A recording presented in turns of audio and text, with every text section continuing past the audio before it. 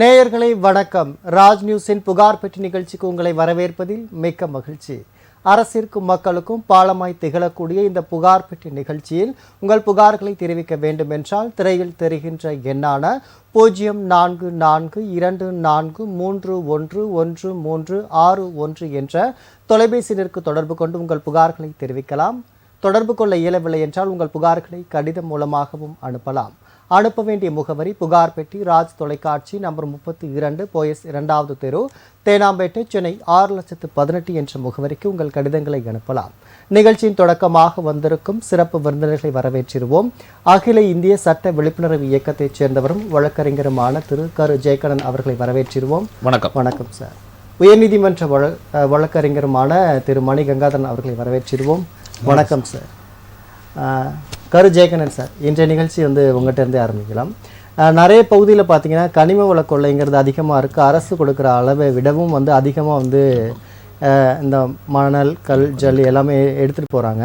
இதனால் இயற்கை அழியக்கூடியது சீக்கிரமாக நடக்கும். இது மூலிமா தண்ணீர் பற்றாக்குறை, விவசாயம் பண்ண முடியாத சூழ்நிலை இதெல்லாம் இருக்கும். இதெல்லாம் தாண்டி மற்ற மாநிலங்களில் இதற்கு அவ்வளோக்கா அனுமதி கொடுக்கறதில்ல. ஆனால் தமிழ்நாட்டிலேருந்து மட்டும் மற்ற மாநிலங்களுக்கு அதிகமாக எடுத்து செல்லப்படுகிறது. இதற்கு என்ன காரணமாக நீங்கள் சொல்லுது? கனிம வள இந்த பிரச்சனையில் சம்பந்தப்பட்ட கொள்கைகள் அந்தந்த மாநில அரசுகள் தீட்டப்படுகின்றன. அந்த அடிப்படையில் பார்க்கின்ற போது தமிழ்நாட்டிலும் பார்க்கணும் அந்த வரையறை கொள்கை உண்டு. ஏன்னா பக்கத்து மாநிலமான கேரளா பார்த்தீங்கன்னா முற்றிலுமாவே தடை பண்ணியிருக்காங்க. ஏன்னா அது மலைகள் நிறைந்த மாநிலம், அது அங்கே அதை தடை பண்ணியிருக்காங்க. ஆனா இங்க இருந்து அதிக அளவுல சொல்லக்கூடிய அண்டை மாநிலங்கள் என்னன்னா அவங்களுடைய வளங்களை பாதுகாத்துக்கிட்டு நமக்கு அது நம்மளுடைய வாங்கிக்கிறாங்க. அதை நம்ம அவங்கள குறை சொல்ல முடியாது. நம்முடைய தமிழ்நாடு அரசு இதற்காக ஒரு சரியான முறையில் திட்டமிட்டு இதற்கு பிறகு கனிம வளங்களை பாதுகாப்பதற்கான ஒரு முயற்சியை கொண்டு வர வேண்டும். அது குறித்து ஒரு தெளிவான சட்ட வரைமுறைகளை கொண்டு வர வேண்டும். ஓகே, இது மட்டும் இல்லை, ஒவ்வொரு விஷயங்கள் நடந்ததுக்கு அப்புறம் தான் அது குறித்து தீவிரமாக பேசிட்டு இருக்காங்க. உதாரணம் பார்த்தீங்கன்னா கழிவுகள் மருத்துவ கழிவுகளாக இருக்கட்டும், இல்லை இறைச்சி கழிவுகள் எல்லாமே கொண்டு அந்தந்த பகுதியில் சேர்ந்த மக்கள் வீதியில் இறங்கி போராட்டம் பண்ணதுக்கு அப்புறம் தான் அது குறித்து பெரிய விஷயமாகி அது நடவடிக்கை எடுத்தாங்க. அதை வருமுன் காப்புங்கிறது நிறைய பேர் ஃபாலோ பண்ண தவறு. நீங்கள் சொல்லக்கூடியது அது சொல்கிறீங்களே மருத்துவ கழிவுகள், இறைச்சி கழிவுகள், இதுக்கெல்லாம் நான் என்ன சொல்கிறேன், தேசிய அளவில் ஒரு ஏதேனும் ஒரு மாற்று திட்டங்களை கொண்டு வர வேண்டும். அதை விட்டுட்டு இப்போ நம்ம எப்படின்னா நம்ம வீட்டோடைய குப்பையை பக்கத்து வீட்டில் கொட்டுற மாதிரி தான். ஆமாம் சார். அந்த அடிப்படையில் பார்க்கின்ற போது நீண்ட காலமாக குறிப்பாக கேரளாவுடைய அவர்களுடைய அந்த சுற்றுச்சூழலியலை பாதுகாப்பதற்காக தமிழ்நாட்டில் கொண்டு மருத்துவ கழிவுகளையும் அந்த இறைச்சி கழிவுகளையும் கொட்டக்கூடிய சூழல் இருக்கிறது. இந்த நேரத்தில் கேரள அரசிற்கு ஒரு படித்த ஒரு மாநிலத்தை அதிகமான நம்முடைய அந்த சூழலை புரிந்து கொண்டு தமிழ்நாடும் உங்களைப் போல ஒரு மாநிலம்தான், நீங்கள் இன்னும் சொல்லப்போனால் ஒரு சகோதர மாநிலமாக இருக்கிறது. இங்கு உங்களுடைய கழிவுகளை நீங்கள் அனுப்பக்கூடிய அந்த திட்டத்தை நிறுவித்துட்டு விட்டு உங்களுக்கு ஏதேனும் மாற்று திட்டங்களை கொண்டு வரது நல்லது. இன்னொன்று நம்ம தமிழ்நாடு அரசுக்கு நம்ம சொல்லக்கூடிய செய்து அங்கங்கே இருக்கக்கூடிய அந்த மாவட்ட நிர்வாகம் இருக்காங்க இல்லையா, இது போன்ற அண்டை மாநிலங்களிலிருந்து வரக்கூடிய அந்த கழிவுகளை முற்றிலும் தடுக்கக்கூடிய ஒரு சூழல் சோதனை சாவடி மூலமா அதை இன்னும் அதிகமான ஒரு தீவிரப்படுத்த வேண்டும்ங்கிறது நம்முடைய கோரிக்கை.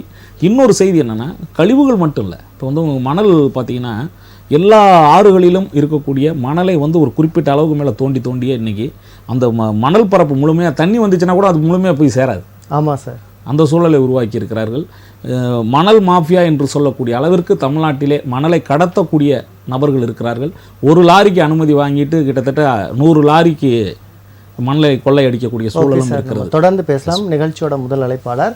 வணக்கம், ராஜ் நியூஸின் புகார் பெட்டி நிகழ்ச்சி. உங்க பெயர் சொல்லுங்க சார். என் பேர் பூவாத்தலுங்க. எந்த மாவட்டங்கம்மா? திருப்பூர் மாவட்டங்க. என்ன புகாருங்கம்மா? புகார் சொத்து பிரச்சனை தானுங்க. சொல்லுங்கம்மா, என்ன புகார் உங்களுது? என் புகார் எப்படிங்கன்னா, எங்க தாத்தாவுக்கு 3 பசங்களுங்க. சரிங்கம்மா. இப்ப எங்க அப்பா தான் மூத்தவருங்க. சரிங்கம்மா. இது இன்னும் பெரிய பாகமே பிரிவிடாத சொத்தா இருக்குதுங்க. சொல்லுங்கம்மா. இப்ப எங்க அப்பாவுக்கு நான் பொண்ணு 1, அண்ணா 1, 2 பேருங்க. சரிங்கம்மா. இப்ப பிரிவிடாத சொத்துல எங்க அப்பா எங்க அண்ணா ஒரு 20 வருஷமா பார்க்கவே மாட்டேன்ட்டாங்க. சொல்லுங்க. பெரியவங்களை 2 பேர்த்தையும் வச்சு நான் இது வரைக்கும் பார்த்தேங்க. அவர் ஒரு செட்டில்மெண்ட் எனக்கு எழுதி கொடுத்தாருங்க. பாக பிரிவிடாத சொத்து என்னுடைய பாக எனக்குன்னு சொல்லி எழுதி கொடுத்தாங்க எங்க அப்பா. சரிங்கம்மா.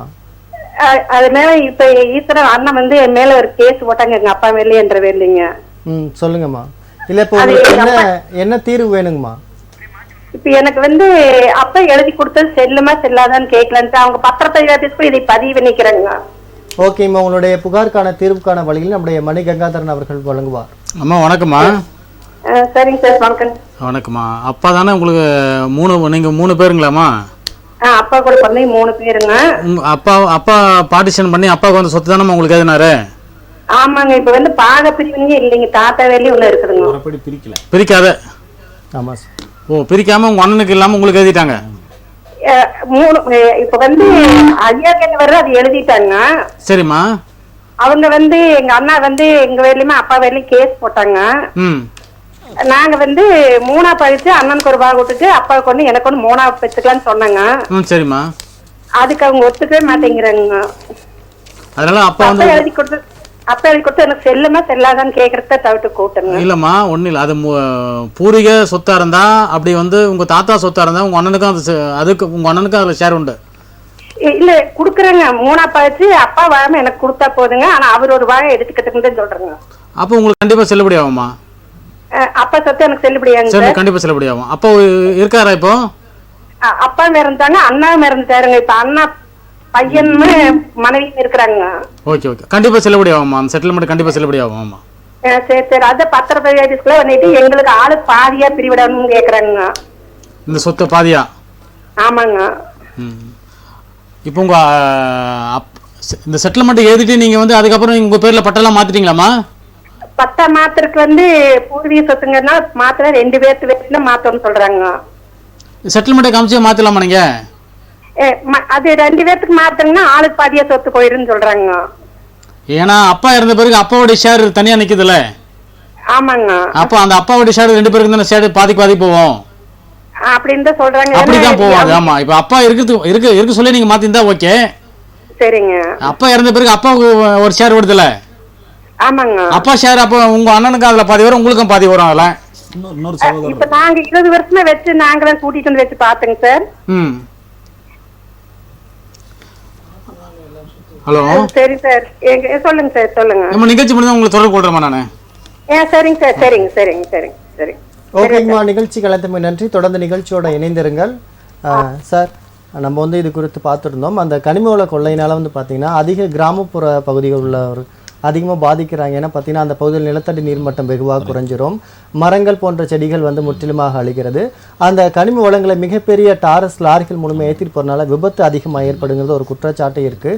ஏன்னா அந்த டோல் பூத் அதெல்லாம் கடக்கணுங்கிறதுக்காக வந்து கிராம பகுதிகள் வழியாக அந்த வண்டிகள்லாம் போகிறாங்க. இதனால் அதிக அளவு உயிரிழப்புகளும் ஏற்படுது. இவ்வளவு பாதிப்புகளை ஏற்படுத்தக்கூடிய இந்த விஷயத்தை வந்து முற்றிலுமாக தடுக்க முடினாலும் படிப்படியாக குறைக்கிறதுக்கான நடவடிக்கைகள் என்னென்னவா சார் இருக்கும்? அதாவது இப்போ ஒரு குறிப்பிட்டு கனிம வளம் அப்படிங்கிறது மலைப்பகுதிகளை அந்த கிராம பகுதிகளில் இருக்கக்கூடிய பாறைகள் உள்ளிட்ட பகுதிகளில் முதல்ல அந்த உங்களுக்கு குவாரி மாதிரி ஆரம்பிக்கிறாங்க. அதன் பிறகு பார்த்திங்கன்னா அதில் அனுமதிக்கு மேலாக எவ்வளவுக்கு அனுமதி வாங்கினாங்களோ அதையும் தாண்டி அதிகமான கற்களை ஆழம் பறித்து எடுக்கக்கூடிய சூழல் இருக்கிறது. இன்னொன்று, அந்த இடத்துல குறிப்பிட்டு வந்து அதற்கான அந்த வெடிகுண்டுகள் வச்சு தகர்க்கக்கூடிய சூழல்லாம் வரும் பொழுது அங்கே உள்ள நிலப்பகுதிகள் பாதிக்கப்படுது. ஆமாம் சார். விவசாய பகுதிகள், அங்கே உள்ள சுற்றுச்சூழல் மாசுபடுகிறது. இன்னொன்று, அங்கே இருக்கக்கூடிய விலங்குகள், பறவைகள் உள்ளிட்ட அந்த பகுதியில் உள்ள அதிக அளவு அனைத்து உயிரினங்களுக்குமான அழிவுக்கூடிய ஒரு சூழ்நிலையும் வருகிறது. இன்னொரு செய்தி என்னென்னா, இப்போ ஒரு பகுதியில் இதை செஞ்ச ஆரம்பிச்சிட்டாங்கன்னா அதை காட்டி பக்கத்தில் உள்ளக்கூடிய அந்த கரட்டு மலைன்னு சொல்லுவோம் நம்ம பகுதியில், அவங்களுக்கு நம்ம திருச்சி துறையூர்லாம் இருக்குது, அந்த பகுதியில் அனுமதி இல்லாமல் எடுக்கிறாங்க. சரிங்க சார். இதெல்லாம் வந்து சமூக ஆர்வலர்கள் கேட்கும்போது அவர்கள் மீது தாக்குதல் நடைபெறுகிறது.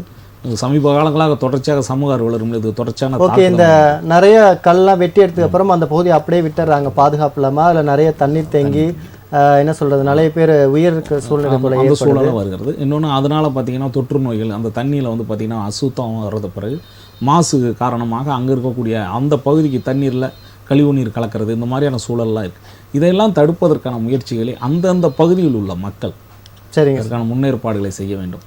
இன்னொன்று, உங்களுக்கு தெரியும், இப்போ மதுரை உள்ளிட்ட பகுதிகளில் ஏற்கனவே அந்த நியூட்ரினோ இது அடுத்து இப்போ அந்த டங்ஸ்டன் திட்டம் அதெல்லாம் வரும்போதெல்லாம் அங்கே உள்ள மக்கள் தொடர்ச்சியாக போராடினாங்க, எதிர்ப்பு தெரிவித்தாங்க. இப்போ அதை திரும்பி வாபஸ் பெற்றிருக்காங்க. இன்னொன்று உங்களுக்கு நல்லா தெரியும், மதுரையில் வந்து ஒரு கிலோமீட்டர் கணக்கில் வந்து இருக்கக்கூடிய உங்களுக்கு அந்த மலைப்பகுதியாக இருக்கும் ஆனைமலைன்னு சொல்லக்கூடிய பகுதியை ஒரு காலகட்டத்தில் வந்து இது போன்ற நபர்கள் கனிம வள கொள்ளையர்கள் அதை அபகரிக்க நினைக்கும் பொழுது அங்கே உள்ள மக்கள் வந்து அதை ஆனைமலை தெய்வமாக நாங்கள் கும்பிடுறோம் அப்படிங்கிற ஒரு அடிப்படை எடுத்தாங்க.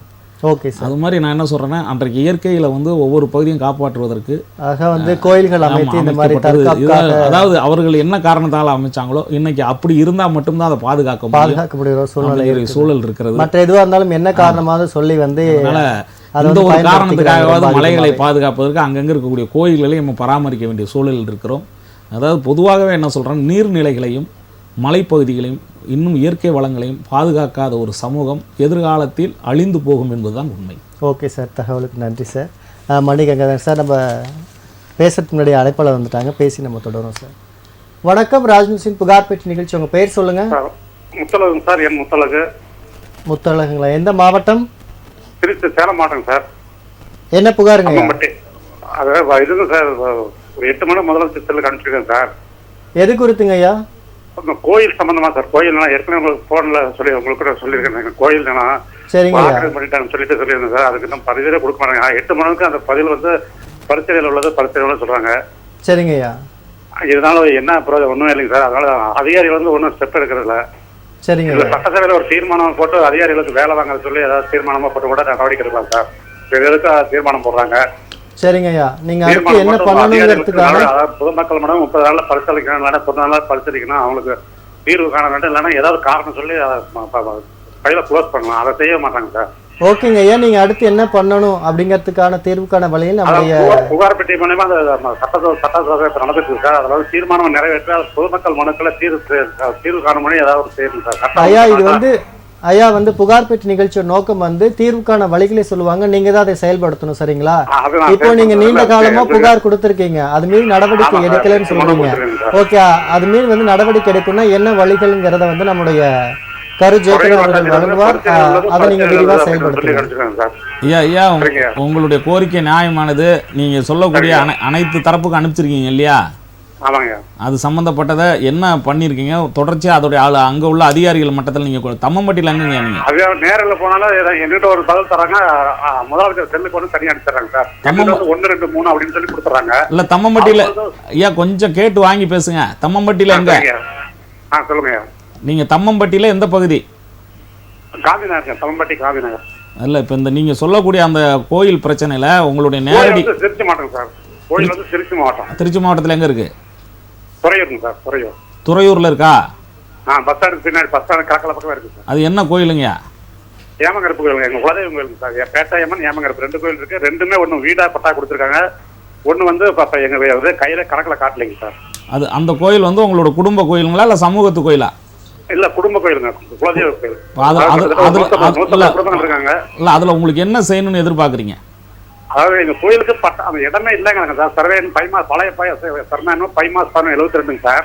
உங்ககிட்ட அதற்கான ஆவணங்கள்லாம் இருக்கு? இருக்கு சார், இருக்கு. இப்பதான் கண்டுபிடி எல்லாம் தகவல் சட்டமன்ற தான் எல்லாம் வாங்கினோம் சார். எல்லாம் இருக்கு. இப்போ வந்து கேட்டா உங்களுக்கு மூலாவணமே எதுவுமே இல்லைங்கிறாங்க. பத்திரப்பதிவுத்துறை சொல்லிட்டாங்க மூலாவணம் இல்லைன்னா. பட்டாச்சிரியை சொல்லிட்டாங்க, கோட்டாச்சிரியை சொல்லிட்டாங்க மூலாவணம் இல்லைன்ட்டு. தாய் பத்திரங்கள்லாம் இருக்குங்களா? தாய் பத்திரங்கள் சார் பத்திரப்பதிவுத்துறை இருந்து வாங்கியிருக்கேன் சார். சரிங்க, நானும் சொந்த ஊர் துறையூர் தான். இந்த நிகழ்ச்சி முடிஞ்சோன்னே உங்களுக்கு நான் தொடர்பு கொள்றேங்க. அதை நீங்க சொல்லக்கூடிய பகுதியில் உண்மையா நம்ம கோயிலுக்கான இடம் இருந்தால் அதுக்கான மீட்பதற்கான என்ன நடவடிக்கை எடுக்கும்? இருக்குங்க, கையில் இருக்கு. அதை பஞ்சாயத்து போட்டு கிணறு அந்த காலத்துல இருக்கு. அதே பேர்ல நகராட்சிக்காரங்க அது கேட்டாலும் அவங்களும் பதில் சொல்ல மாட்டாங்க. உங்க பேர் சொல்லுங்க. என் முத்தழகுங்க சார். சரிங்க, நிகழ்ச்சி முடிஞ்சோன்னே உங்களுக்கு தொடர்பு கொள்றேங்க. சரிங்க, சரிங்க, ரொம்ப நன்றிங்க. நன்றி. ஓகேங்க, நிகழ்ச்சி காலத்துக்கு நன்றி. தொடர்ந்து நிகழ்ச்சியோட இணைந்திருங்கள்.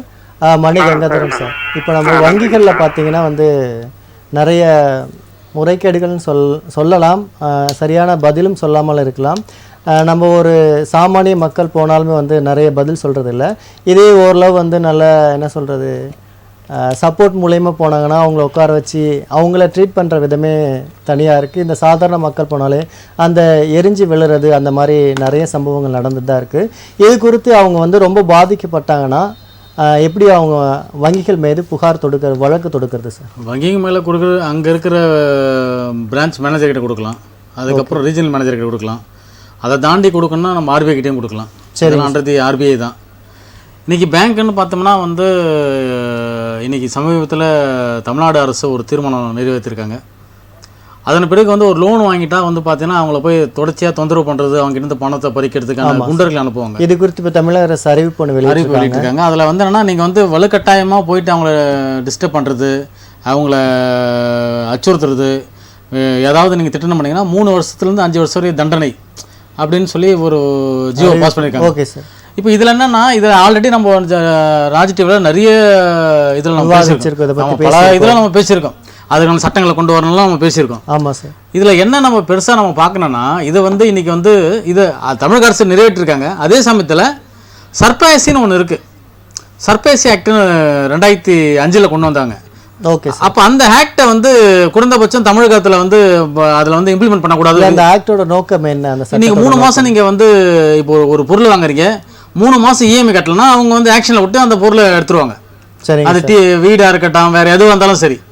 அப்போது உங்களால் வந்து அப்போ நீங்கள் ஏற்கனவே ஒரு முன்னாடி ஒரு 10 லட்சம் 20 லட்சம் கட்டியிருப்பீங்க, ரிஜிஸ்ட்ரேஷன் கட்டியிருப்பீங்க, இப்படி எவ்வளோ கட்டியிருப்பீங்க. அப்போ என்ன ஆகும்? இதெல்லாம் எல்லாம் வீணாக போயிடும். ஆமாம். அப்போ 3 மாதம் அப்போது அந்த 3 மாதம் கட்டாத ஒரு நோட்டீஸ் அனுப்புவாங்க, டிமாண்ட் நோட்டீஸ் சொல்லி, சர்பேசி டிமாண்ட். அதில் அனுப்ப சொல்ல என்ன சொல்லுவாங்க, நீங்கள் எவ்வளோ உங்களுக்கு பாக்கி இருக்க எல்லாத்தையும் கட்டி முடிச்சிருங்க, உங்களை வந்து நாங்கள் வந்து ஃப்ரீ பண்ணிடுறோங்க. ஏன்டா 3 மாதமே கட்ட முடியாது, எவ்வளோ மொத்தத்தை கட்ட முடியும்? ஒரு குறைந்தபட்சம் ஒரு கொஸ்டின் இருக்குல்ல. அப்போது தமிழக அரசு என்ன செய்யணும்னா, இந்த விதிவிலக்கு நீங்கள் சர்ஃபேஸ் ஆக்டுக்கு நீங்கள் தமிழ்நாட்டுக்கு கேளுங்க. இப்போ இந்த சட்டத்தை கொண்டு வந்தீங்க, இந்த சட்டம் முக்கியமானது, அதோட முக்கியமானது விலக்கி கேளுங்க. நீங்கள் சர்ஃபேஸ் ஆக்டில் நீங்கள் டிஆர்டி தான் அணுகுறாங்க. டிஆர்டி போன்ற கோர்ட்டுலாம் எதுக்காக இருக்குன்னா பேங்க்குக்காக தான் இருக்குது, மக்களுக்காக கிடையாது. அப்போ நீங்கள் அப்படி இவங்க சேலஞ்சு பண்ணோம்னா டிஆர்டி கோர்ட் இல்லாமல் சப்கோர்ட்டே அணுகலாம், நம்ம நீதிமன்றத்தை அணுகணும்னு சொல்லி நீங்கள் ஒரு ஜியோ பாஸ் பண்ணுங்க. ஏன்னா அப்போ தான் மக்களுக்கு பாதுகாப்பானது. இப்போ நீங்கள் சொல்கிறதெல்லாம் வந்து பர்சனல் லோனுக்கு ஓகே, 1,50,000 வாங்கினவங்களுக்கு இது கிரெடிட் கார்டுக்கு ஓகே. ஆனால் பட் அதோட முக்கியமானது அவன் இஎம்ஐயில் வாங்கின வீடு, காரு, அதெல்லாம் முக்கியம் இல்லை. இப்போ காரை ஜப்தி பண்ணிடுவாங்க, ஆனால் 4 லட்ச ரூபா கட்டணும்னு சொல்லுவாங்க. அப்போ இப்படியெல்லாம் இருக்குது. அப்போ இதெல்லாம் வந்து தமிழக அரசு கவனிக்கணும். சரிங்க. இதுக்கும் சேர்த்து சட்டங்களை ஏற்றணும். வாங்கின பொருளை வந்து அவன் கட்டி இப்போ 100% எவ்வளோ பேர் பொருள் வாங்குறாங்களோ அத்தனை பேர் இது கட்டி சொந்தமாக்குறானா இல்லையான்றதை கண்காணிக்கணும். ஓகே. குறைந்தபட்சம். பட் அப்போ தான் வந்து அவனுக்கு இது மேலே ஒரு நம்பிக்கை வரும். இப்போ ஏதோ போகிற போக்கில் 19 சட்டத்தை போடாமல் அது பர்சனல் உனக்கு கிரெடிட் கார்டுக்கு ஓகே. பட் இந்த மாதிரி சார், இந்த சட்டத்தை வந்து தவறுதலாக பயன்படுத்த வாய்ப்பு இருக்குல்ல. நிறைய பேர் வந்து நிறைய லோன் வாங்கிட்டு பணம் கட்டாமல இழுத்தடிக்கிற அந்த அதுக்கு நீங்கள் ஒரு லோன் வாங்குறானா அவன் கட்டுறது தான் வாங்குவான். சார், இல்ல கிராம பகுதியில் பார்த்தீங்கன்னா நிறைய பேர் வந்து லோன் வாங்கிட்டு ஒரு 2-3 இடத்துல லோன் வாங்கிட்டு அது கட்டாமலே இருப்பாங்க. ஒரு 6 டிவி 7 டிவுக்கு அப்புறம் கூட கட்டாம இருக்கவங்களாம் இருக்காங்கல்ல. அப்போ அவங்களுக்கு வந்து இது தவறுதலா அவங்க தவறுதலா போகுது சார். நீங்க யாரு உங்க அப்பா விட்ட காசா கொடுக்குறீங்க, மக்கள் கட்டுற வரி பணம் தான். ஆர்பிஐ வந்து 2% வட்டிக்கு கொடுக்குது. யாருக்கு? அதுல 1% கொடுக்குது. சில பேர் பெரிய பெரிய பேங்க்ல 50 பைசா கொடுக்குது. எதுக்காக கொடுக்குது? நீங்க சர்வீஸ் பண்ண தான் கொடுக்குது பேங்க்குக்கு. நீங்க வந்து எல்லாத்தையும் இது வந்து மக்கள் நலப்பணிகள் சைடு தான் கொடுக்குது. இது நீங்க வந்து இதுல வந்து நீங்க கந்துவட்டி மாதிரி பண்றதுக்கு எதுக்கு பேங்க்? அதுக்கு கந்துவட்டிக்காரன் வாங்கிப்பேன் நான் முன்னப்பிட்டு தான் இருக்கும். ஓகேவா? அது நீங்க இப்போ இந்த பேங்க்குக்கு பணம் கொடுக்குறது யார கூட வருஷத்துக்கு 400-500 கோடி கொடுக்குறது ஆர்பிஐ. நீங்க ஆர்பிஐக்கு ஃபுல்லா கட்டி முடிச்சிருக்கீங்களா? ஆர்பிஐ அட்ஜஸ்ட்மெண்ட்ல தான் வாங்கிக்கோங்க காசு. ஓகே சார், வாங்க. அழைப்பாளர் வந்திருக்காங்க, தொடர்ந்து பேசலாம் சார். வணக்கம், ராஜ் நியூஸின் புகார் நிகழ்ச்சி. உங்க பெயர் சொல்லுங்க சார். ராஜு சார். ராஜு, எந்த மாவட்டம்? தஞ்சாவூர் மாவட்டம் சார். என்ன புகாருங்க ஐயா? ஐயா, இது மாதிரி வீட்டில் வந்து நகை ஒன்று காணா போச்சுன்னு சொல்லிட்டு கம்ப்ளைண்ட் கொடுத்தோம் சார். சரிங்க ஐயா. இப்போ வந்து 3 மாசத்துக்கு மேல ஆயிடுச்சு. ஆனா அதை இப்போ எந்த ஒரு நடவடிக்கையுமே எடுக்கல. காவல்துறையில புகார் கொடுத்தீங்களா? கொடுத்துருக்கு சார். சரிங்க ஐயா, ஓகே. உங்களுடைய புகாருக்கான தீர்வுக்கான வழிகளை நம்முடைய மணி கங்காதரன் அவர்கள் வழங்குவார். ஐயா வணக்கம். வணக்கம் சார். எப்போ ஐயா திஃப்ட் போச்சு? 3 மாசம் ஆச்சு சார். சரி, இப்போ கிரைம் பிரான்ச் வந்து எஃப்ஐஆர்ல போட்டுருக்காங்களா? ஆமா சார், எஃப்ஐஆர் இது வரைக்கும் போடல சார். எஃப்ஐஆர் போடலையா? ஆமா சார். நீங்க எஸ்பி பாருங்க, எஸ்பி கிட்ட ஒரு கம்ப்ளைண்ட் கொடுங்க. சரி சார். எஸ்பி கிட்ட இது மாதிரி இந்த நாள் ஆயிடுச்சு விசாரிச்சாங்க, இதுல வந்து எஃப்ஐஆர் போடல அப்படின்னு சொல்லி எஸ்பி கிட்ட ஒரு கம்ப்ளைண்ட் கொடுங்க. சரிங்க சார். நீங்க எஃப்ஐஆர் போட்டாதான் ரெக்கவரி பண்ற நகை கூட உங்களுக்கு கிடைக்கும். ஏதாவது வேற எங்கன்னா ரெக்கவரி பண்ணாலோ இல்ல உங்க நகை ரெக்கவரி பண்ணாலும் உங்களுக்கு கிடைக்காது. இதுல இன்னொன்னு என்ன சார், நம்ம வந்து இவங்க தான் எடுத்திருக்காங்கிறது கன்ஃபார்ம் சார். அது சரி. ஆனா அதே மாதிரி பார்ட்டியும் கொண்டு போய் கஸ்டமரையும் கொண்டு போய் நாங்க ஒப்படைச்சோன்னா டிஎஸ்பியில விசாரிச்சாங்க. இவங்க வயசானவங்களா இருக்காங்க, இவங்களை விட்டுட்டு நாங்க ஒண்ணுமே செய்ய முடியாது, அது பண்ண முடியாது, இது பண்ண முடியும்னு தட்டி கிழிக்கிறாங்க சார். நீங்க இப்ப மேற்கொண்டு நீங்க எஸ்பி கிட்ட புகாரா கொடுங்க. சரிங்க சார். நீங்க கொடுங்க, இதே மாதிரி கொடுங்க. எஃப்ஐஆர் போட்டதான் நாளைக்கு அந்த நகையை கூட நீங்க திருப்ப முடியும். ஓகே ஓகேங்க ஐயா, நிகழ்ச்சிக்கு அழைத்தமை நன்றி. தொடர்ந்து நிகழ்ச்சியோட இணைந்திருப்போம். சார், நீங்கள் இப்போ நிறைய விஷயங்கள் சொல்லிட்டு வந்தீங்க. இதிலே பார்த்தீங்கன்னா வந்து வங்கிகள்னா ஓகே, இப்போ தனியார் மூலயமா இது பண்ணுறாங்களா, அவங்களுக்கும் இந்த சட்டம் பொருந்துங்களா? எல்லாருக்கும் பொருந்தும். இப்போ தமிழக அரசு சட்டங்கள் எதுக்காக போட்டிருக்காங்கன்னா, நீங்கள் வந்து வீட்டில் போய் தொந்தரவு பண்ணக்கூடாது, பணம் கட்டலாம், நீங்கள் சட்ட ரீதியான நடவடிக்கை தான் எடுக்கணும். அவங்க வீட்டில் போய் மெட்டுறது, ஃபோனில் பேசுறது, அவங்கள மாஃபிங் பண்ணி ஃபோட்டோ போட்டு எவ்வளோ பேர் சூசைடு, எத்தனை பேர் சூசைடு பண்ணியிருக்காங்க. பட் இதை பண்ணக்கூடாதுன்னு சொல்லியிருக்காங்க. பட் எல்லாத்துக்கும் தான் பொருந்தும். நீங்கள் கந்து வட்டி, இந்த ஈவன் கந்து வட்டி கூட அது பொருந்தும். நீங்கள் போய் வீட்டில் தொந்தரவு பண்ண கம்ப்ளைண்ட் கொடுத்தா எஃப்ஐஆர் பண்ணணும் அந்த சட்டத்தின் கீழே. பட் அது வந்து இது வந்து மக்களுக்கு வந்து ஒரு முக்கியமான ஒரு இதுவாக தான் நம்ம பார்க்கணும். அது மட்டும் இல்லாமல் இன்னைக்கு வந்து ஆர்பிஐ இன்னைக்கு வட்டியை வந்து கராராக வாங்குறது மட்டும் முக்கியம் கிடையாது. ஆர்பிஐ வந்து உங்களுக்கு வந்து 50%, 50 பைசாக்கு 25 பைசா கூட வட்டி தருது. இது எதுக்கு தராங்கன்னா மக்களுக்கு ஹெல்ப் பண்ணுறது, சர்வீஸ் பண்ணுறதுக்கு தான். சரிங்க சார். இப்போ பேங்க் மட்டும் கிடையாது, நீங்கள் ஹாஸ்பிட்டல் கூட பிரைவேட் ஹாஸ்பிட்டல் இருக்குல்ல, அவங்க ஆட்டோமேட்டிக் 25% ஃப்ரீ சர்வீஸ் பண்ணும். ஓகே சார், அது சட்டம். அது ஆனால் எத்தனை அவங்களுக்கு என்ன 1000 கோடி மானியம், 500 கோடிலாம் மானியம் தந்துக்கிறாங்க, அவங்க திருப்பியே கட்ட தேவையில்ல. சரிங்க சார். சரி, திருப்பியே கட்ட எதுக்காகனா மக்களுக்கு சர்வீஸ் பண்ணுங்கன்னு தான் கொடுக்குறாங்க. பட் இதெல்லாம் இதை வந்து தனியார் மருத்துவமனை போகிறதுக்கு பயமா இருக்கு. ஆனால் 25% சர்வீஸ் ஃப்ரீ சர்வீஸ் பண்ணோம். பட் இதெல்லாம் வந்து இதை கண்காணிக்கணும் கவர்மெண்ட். இப்போ தமிழக அரசு கூட பார்த்தீங்கன்னா பிரைவேட் ஸ்கூலில் கூட நீங்கள் வந்து ஏழை எளிய மாணவர்கள் படிக்கிறதுக்காக 25% இடஒதுக்கீடு பண்ணியிருக்காங்க. அவங்க கல்வி கட்டணம் இல்லாமல் படிக்கணும்னு. அதாவது அந்த பள்ளிக்கூடத்தை சுற்றி ஒரு 5 கிலோமீட்டர் இருக்கவங்க படிக்கலாம் குழந்தைகள் வந்து. ஆமாம், அப்போ அது வந்து அதையும் கண்காணிக்கணும் தமிழக அரசு, அதையும் கண்காணிக்கணும். ஆனால் அந்த மாதிரி ஒரு திட்டம் இருக்குங்கிறதே நிறைய. சரி, நீங்கள் விளம்பரப்படுத்தணும் சார். நீங்கள் நான் கேட்குறேன், ஒரு ஸ்கூல் வந்து விளம்பரப்படுத்தணும், ஃபோட்டோ எடுத்து வெளியே ஒட்டுங்க, இந்த டைமில் அப்ளிகேஷன் கொடுக்குறோம், இப்போ நீங்க அப்ளிகேஷன் போடுங்கன்ட்டு நீங்க கொடுங்க. ஆனா எந்த தனியார் பள்ளி கிடையாது சார். இது என்னன்னா அவங்க ஸ்கூல்லயே வந்து 25% கணக்கு கட்டிடுவாங்க. அவங்க மெயிலாச்சு அவ்வளோ இவங்களை சேர்த்துட்டேன். அவங்க பேரண்ட்ஸு ஓகே, அவங்க எதுக்கு சைன் போட்டு எல்லாத்துக்கும் சைன் போட்டு போவாங்க, ஏதோ ஒரு சைன் போட்டு போவாங்க. பட் இதை வந்து நீங்க டிக்ளேர் பண்ணுங்க, வெளிப்படையை விளம்பரப்படுத்துங்க. அதுக்கு அரசாங்கம் தான் விளம்பரப்படுத்தணும். Okay sir. பட் இதுக்கும் மானியம் தரீங்க, ஹாஸ்பிட்டலுக்கும் மானியம் தரீங்க. இப்போ இத்தனை வரைக்கும் எந்த பிரைவேட் ஹாஸ்பிட்டலு மானியம் நீங்க வந்து மானியம் இவ்வளோ வாங்குறீங்க, நீங்க இவ்வளவு இலவசமா பார்த்தோன்னு எதனா ஒரு விலையறிக்கை விட முடியுமா ஹாஸ்பிட்டல்ல? முடியாது. ஆமா சார். இது மட்டும் இல்ல, நீங்க பேங்கே சரி கட்ட முடியாதவங்களுக்கு, ஒரு ஏழை எளிய இருந்தா அவனுக்கு மானியமா விட்டுறணும் அந்த காசை. அந்த மாதிரி சட்டத்துல இருக்கு, இடம் இருக்கு. இது என்பிஎல போட்டு இதுல கட்ட முடியல அவனால, நான் பார்த்தேன் விசாரிச்சேன் இது உண்மை அப்படின்னா க்ளோஸ் பண்ணலாம். அந்த மேனேஜருக்கே அது ரைட்ஸ் உண்டு. ஆனா இது வரைக்குமே தெரியாது. நீங்க டாடா இவனுக்கு தான் பண்ணுவீங்க, யாரு இந்தியா விட்டு ஓடுறாங்க அவனுக்கு தான் பண்றீங்க. சாதாரண ஏழை வந்து சார் யாரும் வந்து அவங்க வெளிநாட்டு விட்டு போவாங்க, இந்தியா விட்டு நினைச்சு இந்தியாவில இருக்க பண்றீங்க. 1500 கோடி நீங்க எஸ்பிஐ தள்ளுபடி பண்ணிருக்கு. ஓகே சார், தொடர்ந்து அந்த சட்டம் ஏழைகளுக்கு உண்டு. ஓகே சார், தொடர்ந்து பேசலாம். வணக்கம், ராஜ் நியூஸின் புகார் பெட்டி நிகழ்ச்சி. உங்க பெயர் சொல்லுங்க. சார் என் பேர் சதீஷ், நான் தஞ்சாவூர்ல இருந்து பேசுறேன். சதீஷ்ங்களா? ஆமா சார். என்ன மாவட்டம்? தஞ்சை மாவட்டம். தஞ்சை. என்ன புகாருங்கய்யா? சார் எங்களுக்கு பத்திரத்துல வந்து ஒரு சர்வே நம்பர் 1600 ஸ்கொயர் ஃபீட் இருந்தது. சொல்லுங்க. நாங்க வந்து பட்டாக்கு அப்ளை பண்ணும்போது பாத்தீங்கன்னா 2 சர்வே நம்பரா வந்திருக்கு, எக்ஸ்ட்ராவா ஒரு 200 ஸ்கொயர் ஃபீட் வந்திருக்கு பட்டால. சரிங்க ஐயா.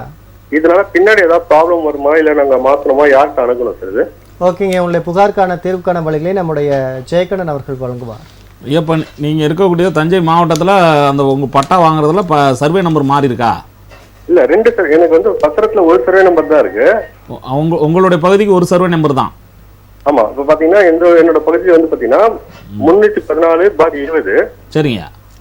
ஆனா எனக்கு பட்டா வரும்போது பாத்தீங்கன்னா 314/20, 314/21 பார்ட் 2ன்னு போட்டு இன்னொரு 2 சென்ட் எக்ஸ்ட்ராவா வந்திருக்கு பட்டால.